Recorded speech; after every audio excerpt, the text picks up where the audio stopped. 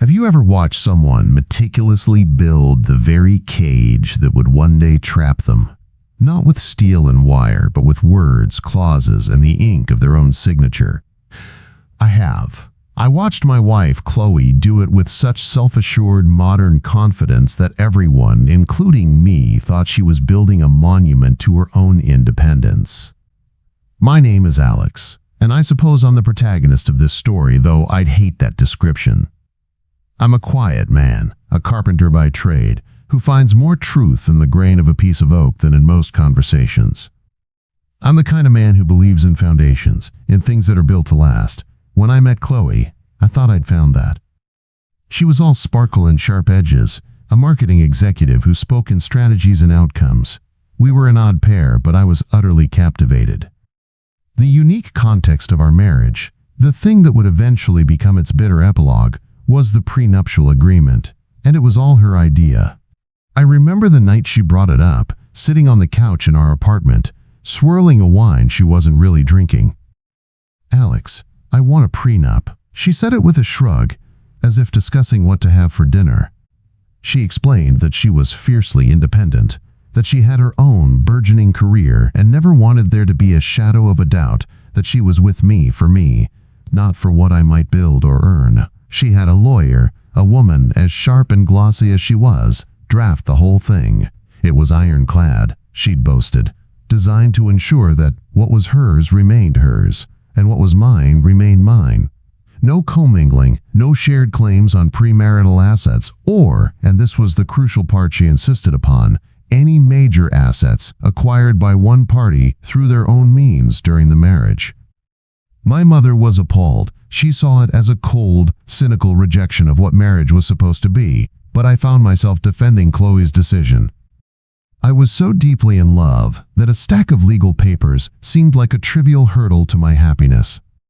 If this document makes her feel secure, I told my mother, if it's what she needs to walk down that aisle with a clear heart, then what harm can it do? I trust her. I supported her choice because I trusted her heart. My dad, ever the worrier, saw the document for what it was, a safety net. A strange, backwards one, to be sure, but a net nonetheless. He insisted I have his own lawyer, the bulldog named Arthur, review it before I signed a single page. I thought he was being overprotective, but I did it to humor him. Now I walk through the house that is at the center of it all. The silence is a physical weight. Every floorboard I laid, every wall I framed after we bought the dilapidated property with my inheritance from my grandfather, groans under the memory of her laughter. This house was my project, my passion.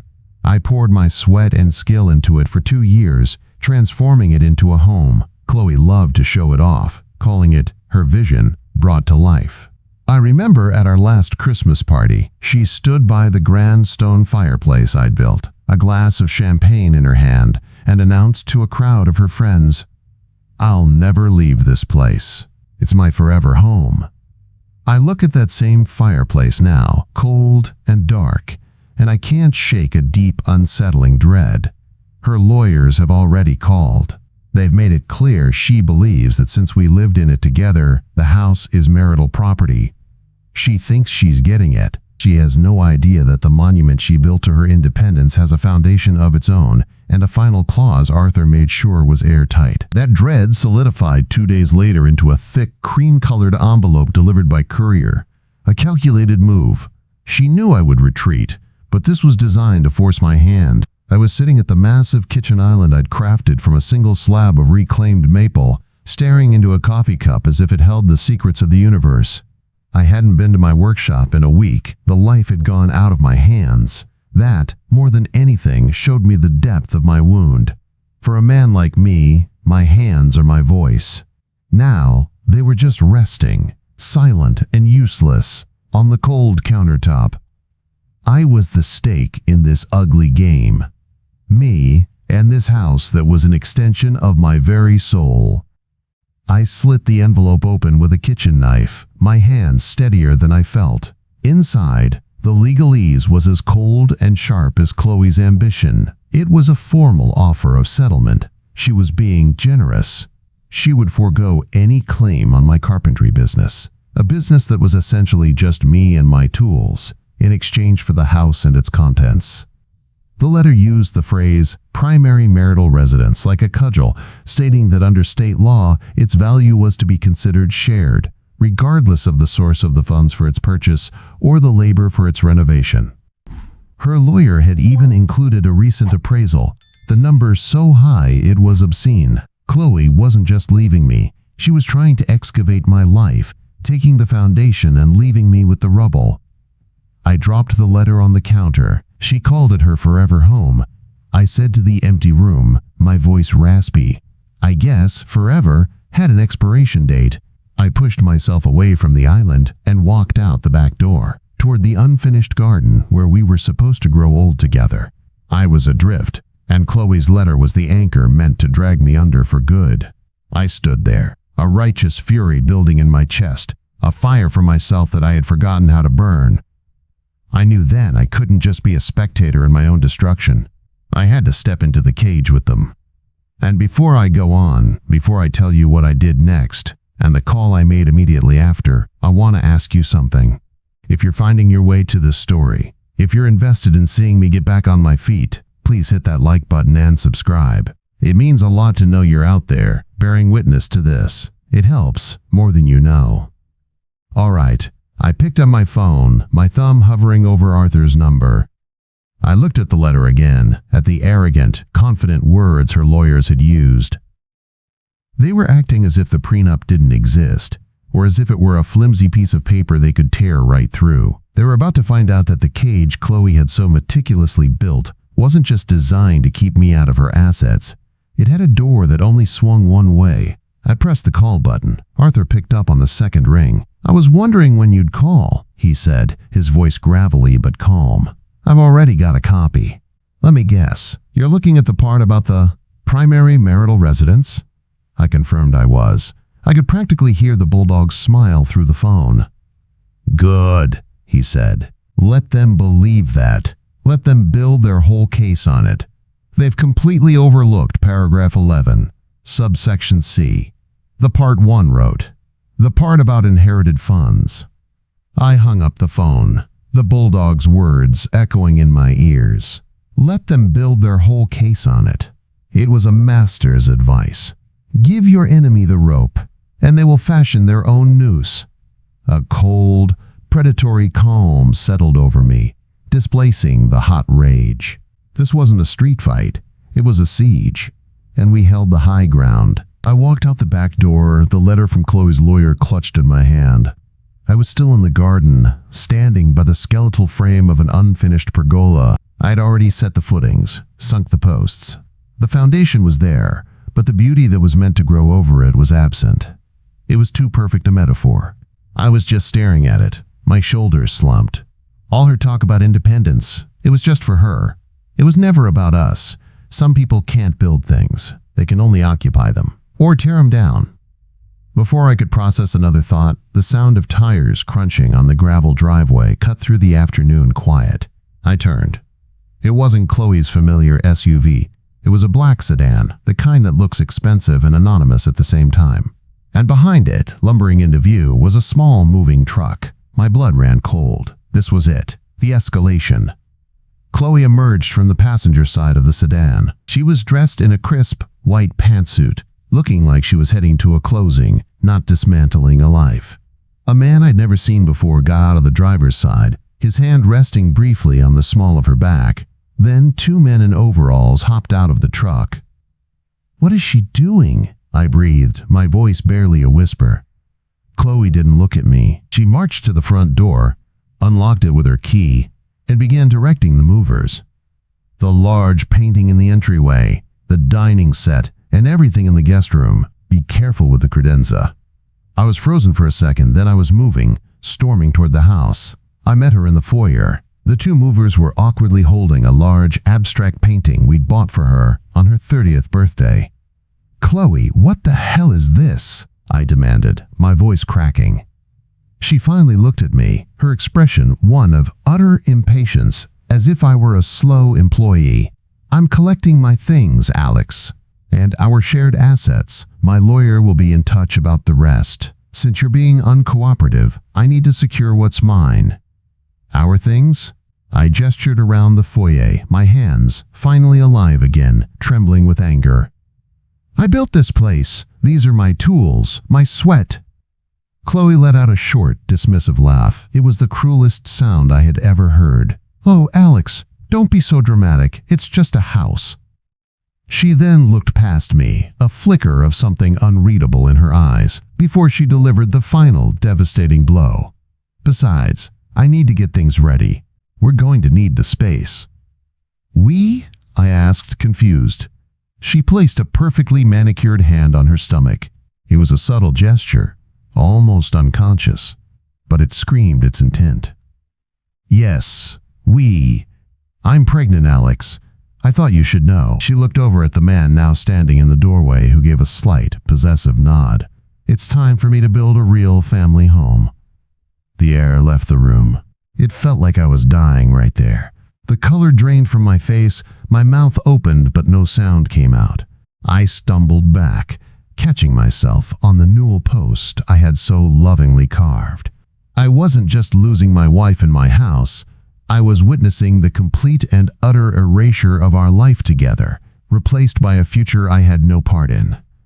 That was it. The point of no return. The cage door didn't just swing shut, it was welded.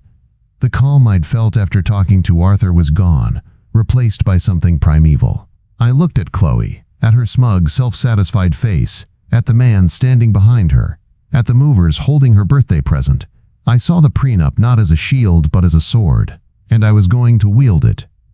Get out, I said, my voice low and shaking with a fury I hadn't felt in 30 years. Get out of my house, now. Chloe simply stared at me, a smirk playing on her lips. The man in the doorway took a half step forward, but she held up a hand to stop him, never breaking eye contact with me. Your house? She repeated, her voice dripping with condescension. That's a very sweet, very antiquated way of looking at it. But this is 2024, not 1954. This is our primary marital residence. I have a key. My driver's license says I live here, and I am collecting assets that are half mine. If you try to stop me, I'll be the one calling the police. She turned her back on me and nodded to the movers. The painting, please, gently. My own words felt like ash in my mouth. I had played my card, the righteous husband, and she had countered it without even flinching. I was on my own, lost in a sea of shock and betrayal. Fine, I said, pulling out my phone. You want to call the police? Let's save you the trouble. I dialed 911. My voice was steady as I gave the address and stated, my estranged wife is here with movers, attempting to remove property from my home without my consent. The dispatcher's bored tone was the first sign that this would not go the way I imagined. 2 officers arrived within 15 minutes. One was older, with a weary face that had seen too many of these exact situations. The other was young, barely older than me, with a clipboard and an air of procedural correctness. I explained the situation calmly and clearly, the impending divorce, the fact that I had bought and renovated the house with my own inheritance, that Chloe had shown up unannounced to strip it bare. Then Chloe had her turn. She was masterful. She produced her driver's license, showing the home's address. She dangled the house key from her finger. She spoke in a soft, reasonable tone, painting me as emotionally unstable. She even touched her stomach again, a gesture of vulnerability that the younger officer noted immediately. He's just very emotional right now, she said, glancing at me with faux pity. I understand, but these are our things. I'm just trying to move forward. For the baby. The older officer turned to me, his expression hardening into a wall of professional disinterest. Sir, I'm sorry, but this is a civil matter. She's a resident here, legally. We can't stop her from entering her own home or taking what she claims are her possessions. If you have a dispute over who owns what, that's for the divorce courts to decide. Our job is just to keep the peace. Keep the peace? I asked, my voice rising despite my best efforts. You're letting her rob me in broad daylight. I'm advising you not to physically interfere, sir, he said, his tone now a clear warning. That would be assault. Let the lawyers handle it. He then walked over to Chloe. Ma'am, I'd suggest you take what you need and be on your way without further incident." It was an instruction, but it sounded like an affirmation. He had given her his blessing. I watched, frozen with a new kind of dread, the dread of absolute powerlessness. The system I had instinctively turned to for justice had looked at the truth and shrugged. The law, in its blind adherence to procedure, had become her accomplice. I saw the triumphant, knowing, look, she shot her new partner. She had won this battle completely. I had tried to solve this with a show of force and an appeal to authority, and all I had done was legitimize her raid in the eyes of the law. I watched the movers carry out the dining table I'd spent a month building, my face utterly blank. I realized then that Arthur's way was the only way. This wasn't a fight for the foyer or the front lawn. This was a siege, and she had just captured the supply lines. But we still held the citadel, and she had no idea the walls were about to close in. The moving truck rumbled away, its sound fading into an afternoon that now felt hollowed out and bruised. The police car followed, leaving behind nothing but tire tracks in the gravel and the heavy, suffocating silence of violation. The foyer was a landscape of voids. A pale rectangle on the wall marked where the painting had hung. Scuff marks on the floor traced the final journey of our dining table. Each empty space was a fresh wound.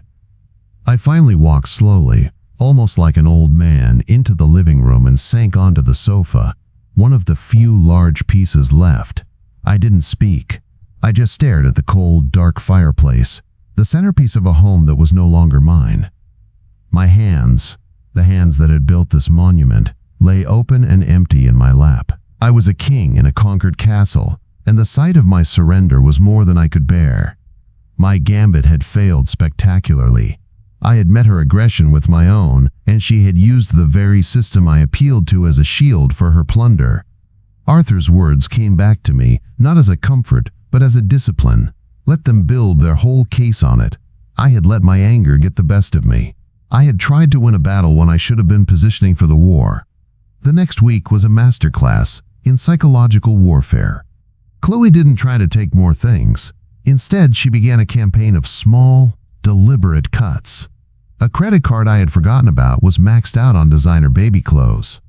A subscription service for meal delivery, one she'd always mocked me for wanting, was started in her name at a new address but billed to our old joint account. Each transaction was a notification on my phone, a small digital ghost haunting me, reminding me of the new life she was building with the rubble of ours. Then, she came for my family. Another cream-colored envelope arrived, this one at my parents' home, delivered by the same courier. It was a formal cease and desist. It accused my family of tortious interference with marital harmony and of creating a hostile environment that precipitated the breakdown of the marriage. It was a fantasy, a piece of legal fiction, but its purpose was clear. It warned that if they continued to meddle by providing me with financial or emotional support, they would consider adding them as parties to a future lawsuit.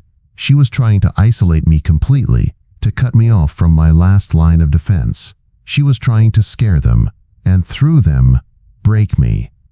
I looked at the copy my dad sent me, at the elegant letterhead and the venomous words. She thought she had me. She thought I would buckle under the threat to my family. She had mistaken my love for them as a weakness she could exploit.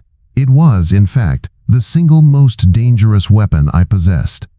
That was the last piece of rope she needed, the final, arrogant overreach. I walked into my den, the letter in hand, and picked up the phone. Arthur advised me to pack a bag and get out of there for a while. "It's not a home anymore, kid," he'd said, his voice surprisingly gentle. "It's a liability. Let her have the empty stage. Go stay with your folks." I hung up and immediately dialed him back. "I'm on my way out," I said. "But Arthur, it's time. File the papers. All of them." There was a strange sense of victory in the quiet that followed. I arrived at my parents' house that evening with a single duffel bag, looking like a refugee from my own life. My mother enveloped me in a hug that said everything I couldn't, and for the first time in weeks, I saw the tension in my shoulders ease, if only for a moment. I was safe. I was out of the house, out of her immediate line of fire. For 10 days, A fragile peace settled over their home. I began to sleep through the night. I even spent an afternoon in my dad's old workshop in the garage, just running my hands over the tools, reacquainting myself with the man I was. I was healing. Meanwhile, I waited for the tremor that would signal the coming earthquake. It came in the form of a call from Arthur. "They're getting impatient," he said, the gravel in his voice a low rumble of satisfaction. "Chloe's lawyer called. They want a four-way settlement meeting. Her lawyer, you, and me. They think they can intimidate you into folding." "They've seen the papers we filed," I said. "They know about our claim on the house based on the inheritance clause. They think it's a bluff." "Exactly," Arthur confirmed. "They want to call it. This is their big push to get the house before a judge ever sees the case." This was it. The siege was over. It was time for the decisive battle. I found my dad on the back porch, staring into the trees. "Arthur called," I said simply. "They want a meeting. All of us." I stiffened. The haunted look returned to my eyes. "Dad, I can't sit in a room with her." He put his hand on my shoulder. "You won't have to say a word. You just have to be there. You have to watch." But I knew I couldn't ask him to come. This was my fight. I called Arthur back. "I can't sit in a room with her," I'd told him. He'd paused. "You won't have to say a word. You just have to be there. You have to watch. She built this cage, kid. It's time you saw the lock." It wasn't a request. It was the final lesson. How to stand and face the storm, even if someone else had to hold the lightning rod. The law firm's office was a sterile cathedral of glass and chrome, designed to make you feel small and insignificant. We rode the elevator in silence, me staring at my shoes, Arthur staring straight ahead. He met us in the lobby, a bulldog in a pinstripe suit. He just gave a slight, confident nod. "Showtime," he grunted.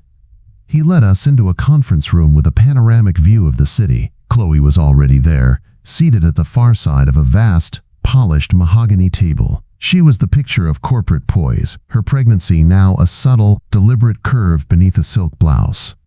Beside her sat her lawyer, a woman named Jessica, whose sharp features and sharper suit looked like they had been forged from the same ambitious material as Chloe herself. They both watched us walk in, their faces cool and unreadable. The air was thick with the silent, humming energy of a high-stakes poker game. We took our seats opposite them. The city's skyline behind Chloe looked like a row of jagged teeth. For a moment, nobody spoke. The only sound was the faint hiss of the air conditioning. Then, Jessica leaned forward, a prim and predatory smile touching her lips. She slid a glossy, bound document across the table. "Thank you all for coming," she began, her voice as smooth and cold as the tabletop. "I think we can resolve this rather quickly. Let's start with the primary marital asset, the house." Arthur let her words hang in the sterile air, giving them just enough time to solidify before he shattered them. He didn't even look at the glossy document she had pushed forward. Instead, he slowly unbuttoned his suit jacket, as if settling in for a long, comfortable chat. "The primary marital residence," Arthur said, his voice a low growl that absorbed all the light in the room. He looked directly at Chloe, ignoring her lawyer completely. "You're right, that is a powerful legal term. In most cases, it would be the foundation of your entire claim." Jessica, Chloe's lawyer, smiled faintly. This was the affirmation she expected. "So you'll agree that an equitable division starts with a 50-50 split of the property's appraised value?" "No," Arthur said flatly. The word dropped onto the polished table like a stone. He turned his attention to Jessica for the first time. "Because your entire case is built on sand. You're ignoring the contract that makes your argument irrelevant, the contract your client insisted upon." He slid his own worn, tabbed-up copy of the prenuptial agreement into the center of the table. It looked like a working document next to their decorative one. "Chloe," he said, his voice softening just a fraction but losing none of its steel. "You were adamant, fiercely independent. You never wanted a shadow of a doubt. What was yours, what was his was his. No commingling of major assets acquired through one's own means. You built a fortress to protect your future earnings. It was ironclad. You boasted about it. Chloe's posture stiffened. This is different. We live there. It's not different at all, Arthur countered, flipping open his copy. It's exactly the same. Let's turn to paragraph 11, subsection C, the part 1 wrote. The part about inherited funds. He slid the document closer to Jessica. Her eyes flicked down to the text, and for the first time, a flicker of uncertainty crossed her face. Arthur didn't need to read it. He knew it by heart. It explicitly states that any major asset purchased using funds derived directly from a premarital inheritance, with a clear and unbroken paper trail, remains the sole and separate property of the recipient of said inheritance. It is not a marital asset. It is never a marital asset, not if you live in it for 1 day or for 50 years. He then placed a thin file next to the prenup. This is the paper trail, a certified statement from the executor of my grandfather's estate. A bank record showing the wire transfer from that estate account directly to the escrow company for the exact purchase price of the property, and a sworn affidavit from me stating that no marital funds were used in its acquisition. I watched Chloe's face. The cool, corporate mask began to crack. A flush crept up her neck. She looked at Jessica, her eyes wide with the first dawning of horror. Her lawyer was staring at the papers, her mouth a thin, bloodless line. She had built her entire strategy on standard divorce law, and Arthur had just revealed that she was playing on a completely different board, using rules her own client had written. And the renovations, Arthur continued, his voice dropping to a predatory whisper, the 2 years of labor that turned a wreck into a masterpiece. The agreement is also quite clear that value added through one's own means remains separate. My professional skill as a carpenter is my means. The sweat equity, the design, the craftsmanship, that's all mine. The house and every dollar of its appreciated value belongs to me. He leaned back. According to this document, the monument to your independence, the house was never ours. It has always, and will always, be mine. The silence that followed was absolute. Chloe stared at the papers, then at me. For the first time I looked up, I met her gaze, and there was no anger in my eyes.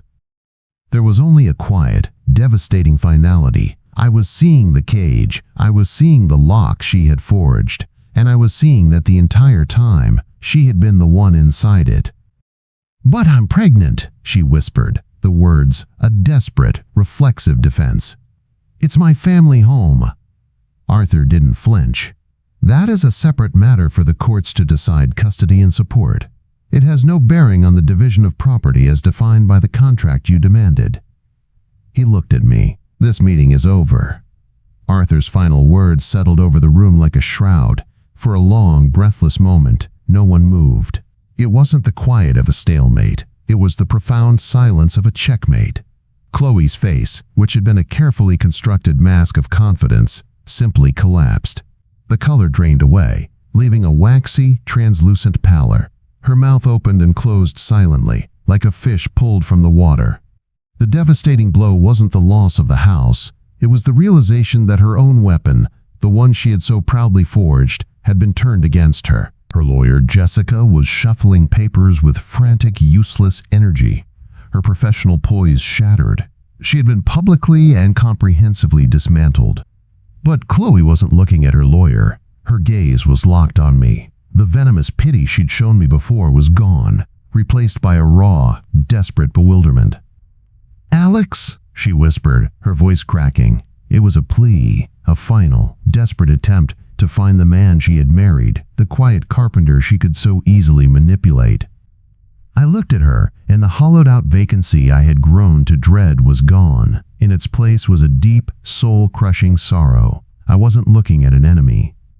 I was looking at a ghost. I gave a single, almost imperceptible shake of my head. It was an answer more final than any shout. That was when the adrenaline that had sustained me crashed. The righteous fury, the cold, predatory calm, it all evaporated, leaving behind a bone-deep weariness. I felt my age in every joint. We had won. But it felt less like a victory and more like surviving a plane crash. You're alive, but but you're standing in a field of wreckage. Arthur snapped his briefcase shut with a sound that echoed like a gunshot in the tomb-like room. "We're leaving," he said, not as a suggestion, but as a fact. He put a hand on my shoulder, and we stood. I rose with him, my movements slow but steady. As we turned to the door, Chloe finally found her voice. It was no longer the smooth corporate purr or the desperate whisper. It was a low, guttural snarl. "You will regret this," she hissed at my back. "I will make you regret this." I didn't turn around. I just kept walking. In the car on the way back, the silence was thick with unspoken things. Arthur finally broke it. "I'll file for an immediate exclusionary order," he said, looking at me. "She'll be served by tomorrow morning. It will legally bar her from the premises. If she shows up, if she even puts a tire in the driveway, you call the police." And there it was. The thought of it made my hand twitch, remembering the last time. "They won't do anything, Arthur. They'll just call it a civil matter." "Not anymore," he said, his voice hard as iron. "This time is different. This time, you don't have to explain the nuance. You have the one thing they understand, a piece of paper from a judge." He met my eyes. "When you call, you won't be a hysterical husband. You will be a citizen reporting a trespasser in violation of a court order. You will tell them you have the document, case number and all, and that you wish to press charges. The system didn't fail you last time. You just didn't have the right key to make it work. Now you do." I looked out the window, the city streets blurring past. I pictured the weary officer's face, his condescending lecture about keeping the peace, and I imagined the new conversation. There would be no frantic pleading on my part, just a calm, clear statement of fact, backed by the full weight of the cage Chloe had built for herself. The law was no longer a blind, indifferent force. We had given it eyes. We had given it the truth, bound in legal tape and signed in her own confident hand. We had made the system work. The ride back was a vacuum. The sounds of the city, the hum of the engine, Arthur's voice, it all felt distant, filtered through a thick layer of cotton. I kept replaying that moment in the conference room, the instant Chloe's universe collapsed. I had won everything, and in my gut I felt the profound emptiness of a man who had lost it all. There is a specific trauma in witnessing the complete annihilation of someone you once loved, even if they have become your tormentor. It's the horror of seeing the human behind the monster, just as the monster is slain. That night, I couldn't sleep. Chloe's final, venomous threat was a part of it, but it wasn't the main thing. My mind kept returning to the prenup, that stack of papers I had once defended. What harm can it do? I had asked my mother, so naively. I had my answer now. The harm wasn't in the clauses, it was in the intent. It was a document born of suspicion, a contract that presupposed failure. By using it to win, we had validated its cynical premise that our marriage was never a partnership, but a long-term business arrangement that had finally been liquidated. The victory felt dirty, the triumph of a loophole over a memory. I had wielded it like a sword, but now it just felt like a shard of glass I was clutching in my own hand, cutting me. When I moved back into the house a few days later, I went alone. The court order was taped to the inside of the front door glass, a stark white warning. The house was no longer a home. It was a fortress, a secured asset. The joy was gone. I would walk through the rooms I had built with my own hands, my footsteps echoing in the voids Chloe had created, and my expression was one of perpetual mourning. I wasn't celebrating my ownership. I was haunting the crime scene of my own life. I'd won the house but lost the dream of it entirely. The grain of the wood I once found so much truth in now only told a story of betrayal. One evening I stood by the cold fireplace, my hand resting on the stone. She was right about one thing, I said to the silence. It's just a house. I had won the battle, but the war had salted the earth of my heart. The cage was open, but I wasn't sure how to leave. The court order was a strange talisman. It didn't bring joy, but it brought a quiet, grim authority to the house. For 2 weeks, that piece of paper taped to the door was the only thing that felt solid. I remained adrift. I'd spend hours in my workshop, not building anything, but just cleaning my tools, arranging them, moving them from one hook to another. It was a ritual, a man trying to remember the language his own hands once spoke. The house was mine, but I moved through it like a guest, afraid to leave a mark, as if I might still be evicted from my own life. The inevitable happened on a Tuesday. I was in the kitchen, washing coffee cups, when a familiar black sedan pulled into the driveway. Chloe. She got out, but this time she was alone. There were no movers, no new man. She walked, not to the front door, but around the side of the house, toward the back garden where I was trying to salvage a row of withered tomato plants. My blood ran cold. This was a different kind of assault. Not a raid, but an infiltration. I met her at the back door before she could reach me. She looked tired, the corporate armor replaced by a softer sweater, her pregnancy more pronounced. It was a calculated image of vulnerability. "I need to talk to you, Alex," she said, "just for a minute." "No," I said, blocking the doorway. "You are not welcome here, Chloe. You need to leave." "Please," she begged, and for a second, the desperation in her eyes looked real. "You need to understand about the baby." "I understand perfectly," I said, my voice as cold as the fireplace in the living room. I pulled out my phone. "You have 10 seconds to get in your car before I call the police." Her face twisted, the soft mask dissolving into the familiar sneer. "Go ahead, they won't do anything." "It's a civil matter, remember?" She had just handed me the key. I dialed 911. My voice was devoid of all emotion. "I am at 124 Willow Creek Lane. I am reporting a trespasser in direct violation of a court-ordered exclusionary order, case number 72B3091. I wish to press charges." I didn't raise my voice. I didn't plead. I read it like a stock report. It took less than 10 minutes. The same patrol car, the same 2 officers. The older one, the weary one, got out and saw me, a look of profound irritation on his face. "Sir, honestly, we have real," he began.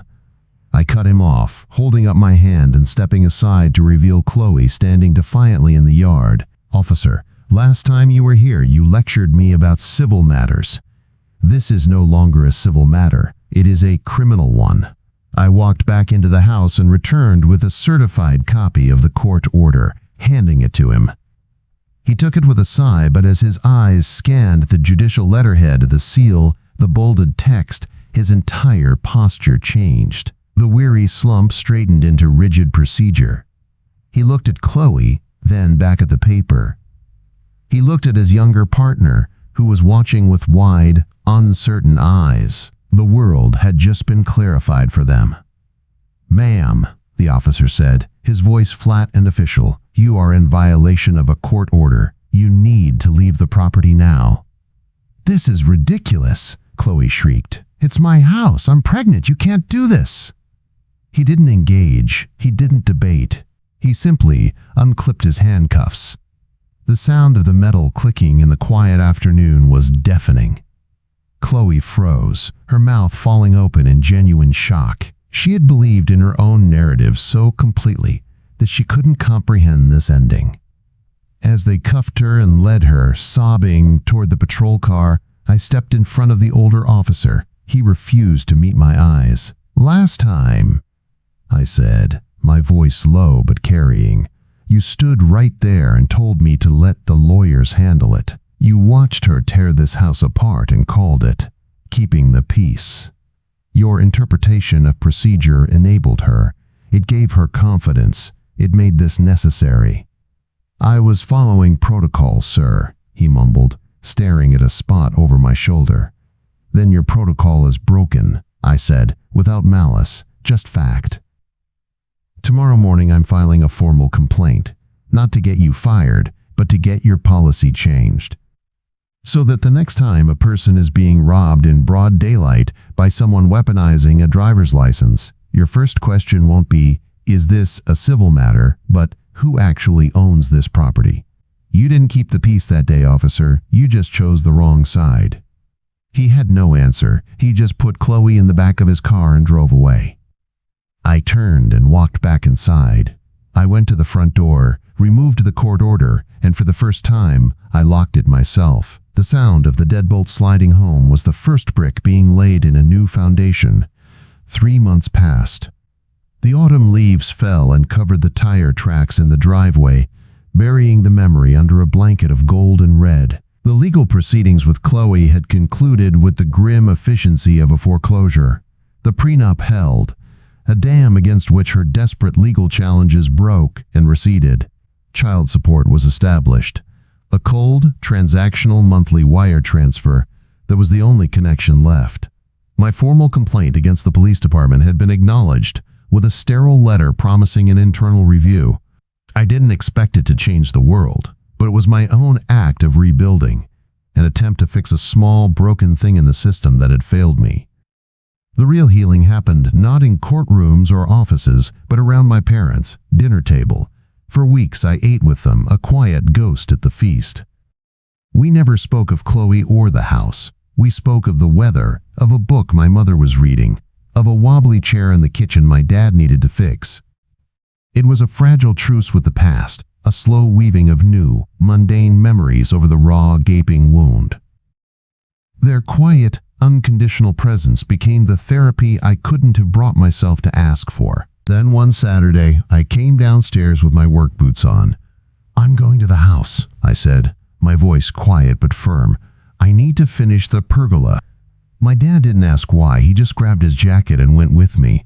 The house was cold and still, a museum of what had been, but I walked right through it, out to the skeletal frame in the backyard. I ran a hand over one of the posts I'd set in another lifetime, then walked to my workshop. I heard the click of a latch, the slide of a heavy drawer. I emerged with a mallet and a chisel, my old, familiar tools.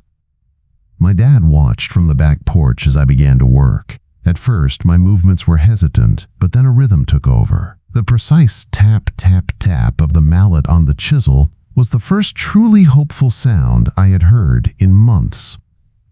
I wasn't just joining wood. I was reconnecting the severed parts of myself. My hands, which had lain dormant and useless, were alive again. They were speaking their native language of creation. I was finishing the structure not for the future I had lost, but simply because a foundation had been laid, and a good carpenter never leaves a job unfinished. I thought then of the prenup, that cursed document. I had seen it as a sword, a shield, a cage. But watching myself carve a clean, perfect mortise into a beam, I saw it for what it truly was. Just a thing. A tool. Like this chisel. It had no inherent morality.